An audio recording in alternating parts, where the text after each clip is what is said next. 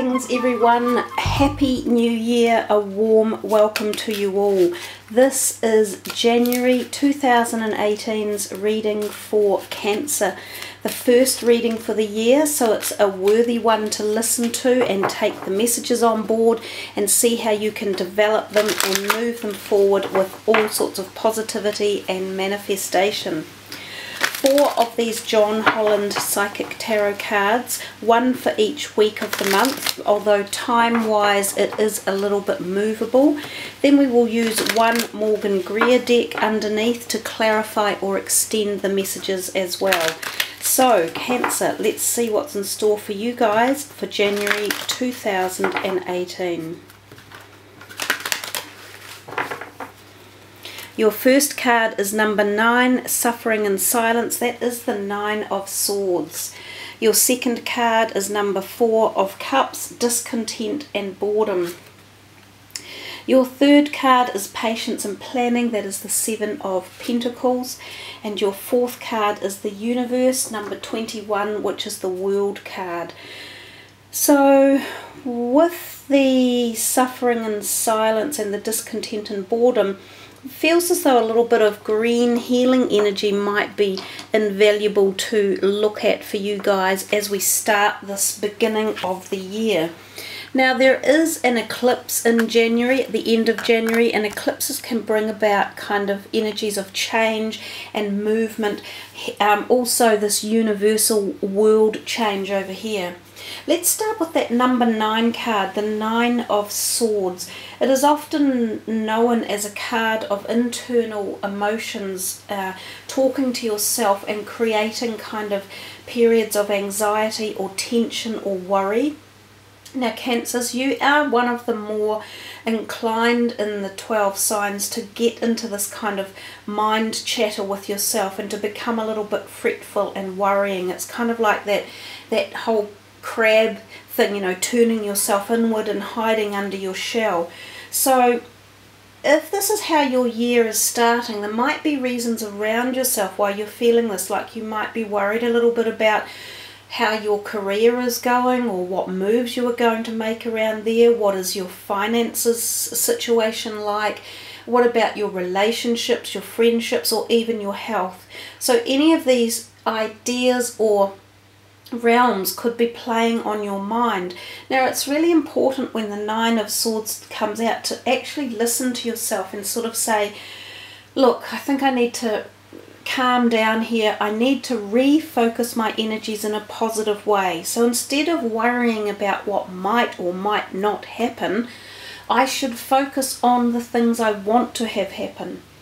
There's some really good ways of getting to that point in life. Now, diarising things, writing them down, using positive mantras, all of those are very, very helpful in changing the way we think or changing our negative thought patterns.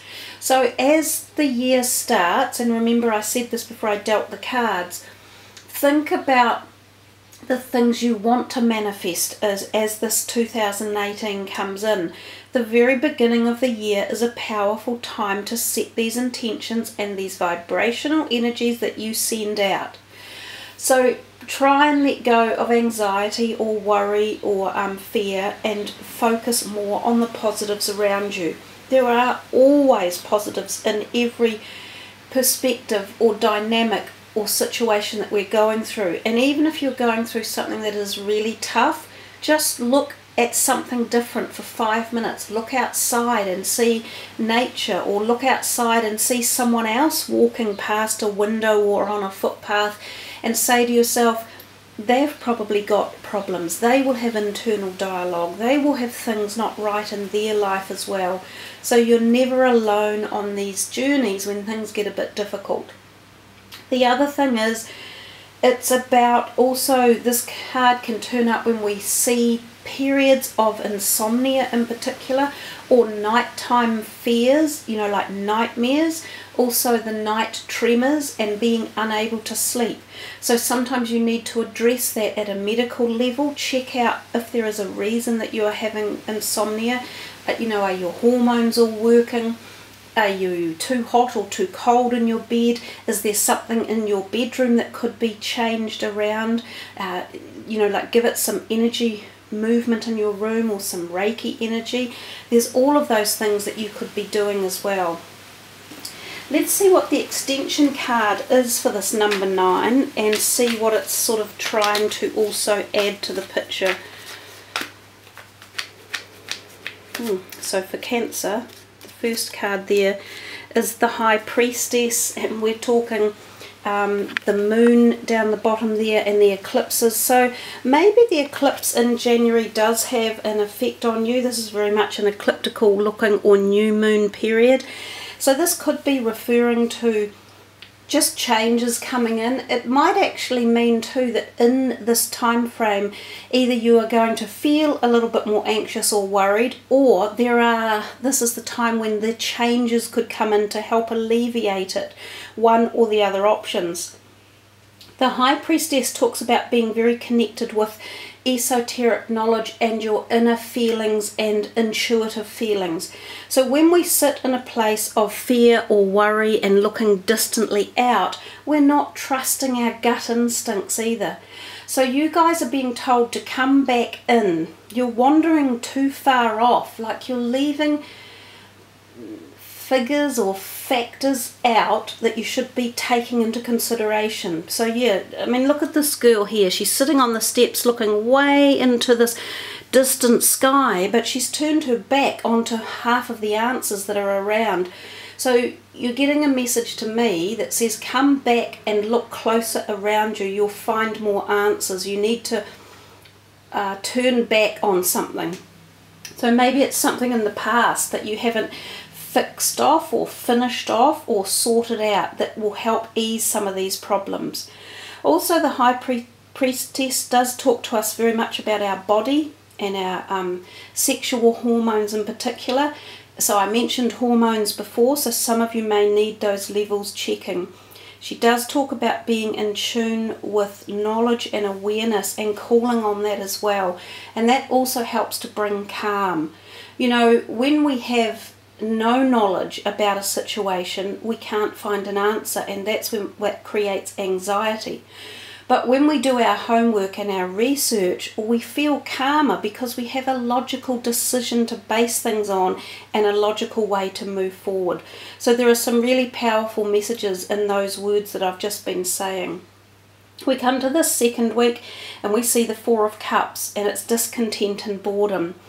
And again, this is often to do with relationships, and sometimes it's about feeling, you know, deflated or just bored, as the card says, with people in your life or your intimate relationships, quite often your love connection relationships, or ones that are close to you, friends, family members. So there's sometimes, it's as if you can see here in two of these cards, you've got your back turned to issues, to people, to things. You're closing down, you're not communicating enough.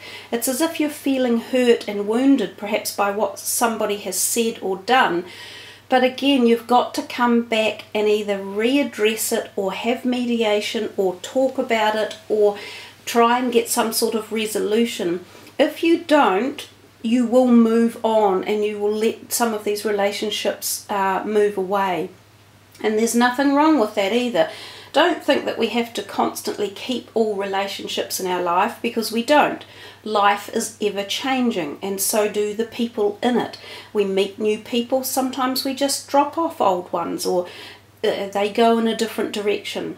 But the card says to you, don't think the grass is always greener on the other side. Fix any relative problems first before you think of moving away. I always think too, it is best if we can do any healing that needs to be done before we actually walk away. It tends to make the future pathways a little bit easier. Let's see what this one has to say for its clarifier. And just mentioning that too, you now have two major arcanas in the reading. Gosh, I'm not even allowed to shuffle much of these. Oh wow. It's the same card, the Nine of Swords. Yeah, so I kind of thought that when I'd started, that seemed to be quite a strong message, and they wouldn't let me move on from this whole, you know, telling you about thinking very closely about it and not turning your back on this information and not looking too far out. This is about coming back to within and trying to resolve it as best you can at your level. It's also telling me quite firmly that some of you need to have some sort of health checkup. You know, you even could be running the gauntlet with being overtired or having too many things that you've been trying to do. These are all signs of overdoing things and feeling those kind of worrisome energies like anxiety or depression or loneliness or emptiness or vacuum in your life that you can't seem to fill. So 2018 is kind of grabbing at you right at the beginning with this potential, just feeling, you know, like, oh God, I'm not so sure I'm really that happy with a lot of things in my life. What am I going to do about them? What do I have to do about them? Why do I even have to? Can't I escape somewhere and not face it? But you were being told very much to come back in and understand what it's all about, and also understand that every time we come to these phases in our life, we move on to the next one and we have learnt stuff. And also understand this: nothing stays the same. Everything is always constantly moving. So if there are any of you out there who are feeling really down or depressed, it doesn't stay that way. It will move on. So take some deep breaths and try and get someone that you can talk to. Expand it out with others and ground yourself as well. So bring yourself back and ground yourself. A really good way of removing anxiety and fear is to spend some time helping others out, and this can be either voluntary or it can just be enjoying the company of other people. And I know it's hard when you don't feel like it, but when we remove ourselves from our thoughts and we move ourselves into helping others and not thinking so much about our own problems, our problems begin to decline a little bit. So yeah, you've got the two nines, the 2 9 of swords, so it's worth just addressing whatever it is that's on your mind. Let's come to this one, sort of the third week here. We see patience and planning. So again, you know, the word patience, it's sort of saying to you, look guys, don't give up and don't be too swift in decision making, because having patience is going to get you to this stage here. This is a good card anyhow, the 7 of Pentacles. It generally says that your finances aren't too bad, that things that you have been doing have been slowly building up over time. So you might have been worried about your money, but there's something in the background that says things that you've been doing are beginning to grow or reap rewards or show some sort of harvest. It could be logical ways that you have either been saving money or saving on costs or building up a nest egg. So it's a positive card. Shine yourself on that one and really think about it as a positive in your reading here. Let's see what its decider or clarifier is. This stone up here, up by the 9, these have finished as well. Up here by the 9, this is a fluorite stone. It's a really beautiful healing, strengthening stone. The King of Cups. That's nice. We have a nice, supportive, nurturing water sign, just like yourself in the reading.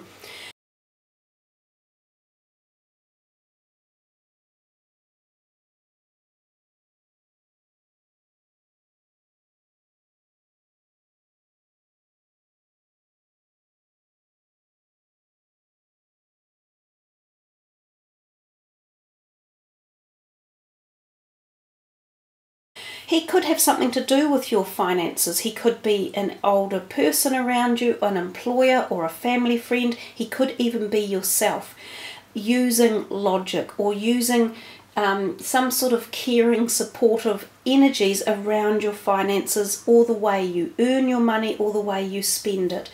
But there feels to be some sort of positive, nurturing support around your money in the month of January.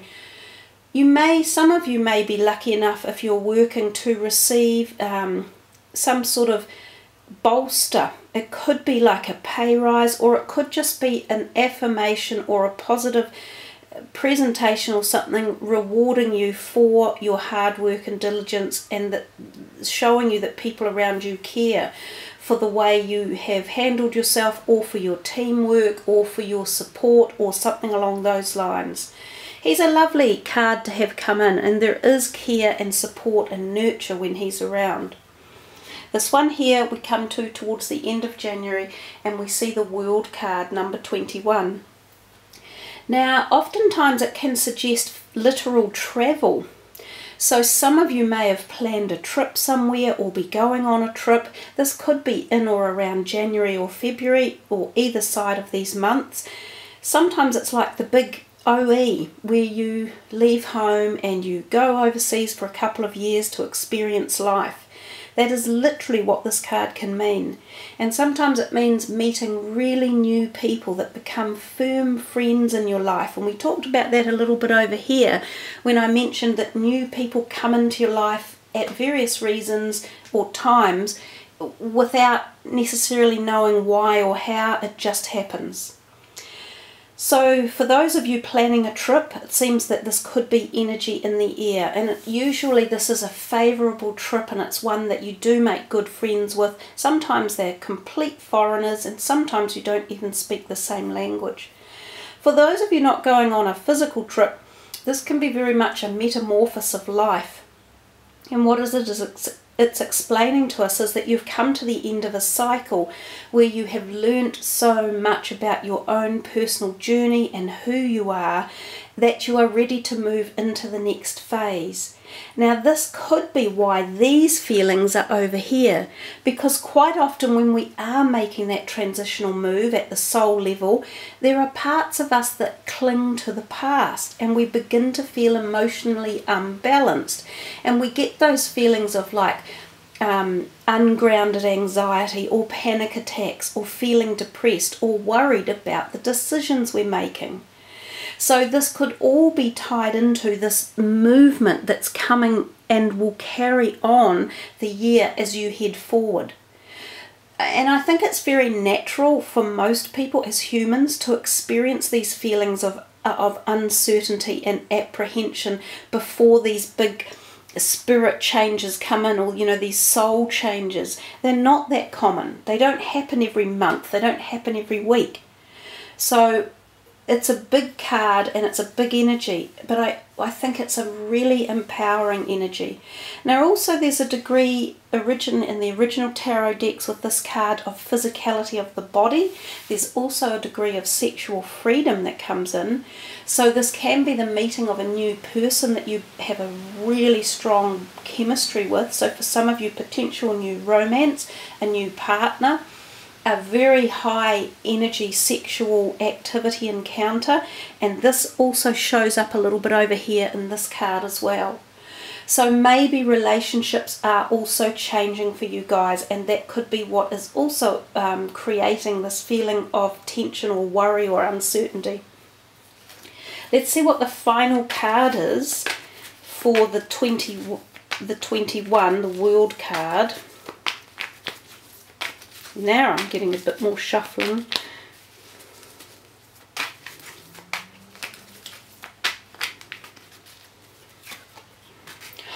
Oh wow!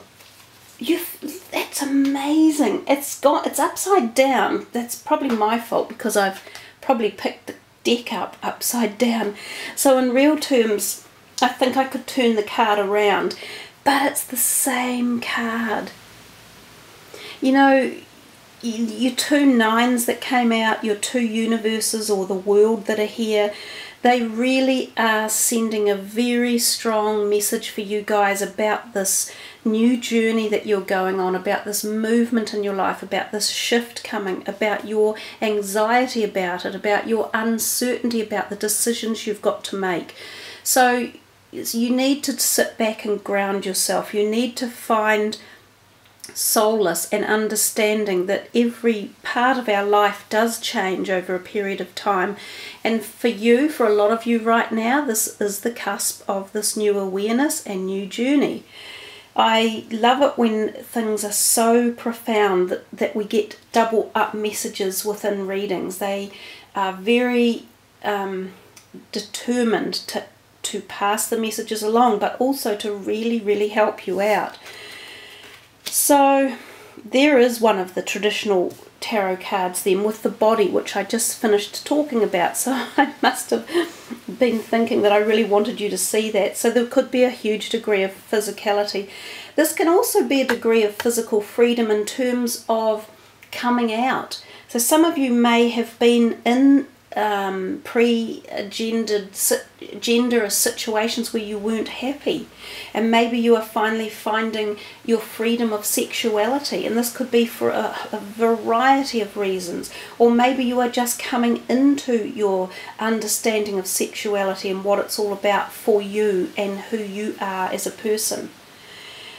So I think I've covered off the world because we talked about it a fair bit up here. It has just been amplified. Now it's interesting that I had turned the deck upside down and the card did come out reversed, and I think that all that meant was that again it just showed us that there is slight tension and anxiety in this whole transitional shift for you guys. So I think where we will finish the reading is for you, Cancer, and my rising sign is Cancer as well. So in many ways this is also very pertinent to me as a reading. So I need to sit down and think, well, what am I being told as well here? But I think the important thing to think about is it seems that 2018 is ushering in a year of change for you guys, and we know that Cancer does like to be well grounded, well established, and have its home comforts, you know, feel safe and secure. And there feels as though there are changes coming that you're not entirely convinced are going to be secure enough for you. Just flow into it, ease into it, be with it, explore it, and enjoy it. I think those are the messages for you there, Cancer. So yes, a very contemplative and thoughtful reading. Hey, thanks for tuning in and leaving your comments. Sub the channel, that way you won't miss any future uploads. And wherever you are seeing in the new year or have seen it in, I wish you all the very, very best for a very healthy, happy 2018. Much love everyone. Namaste.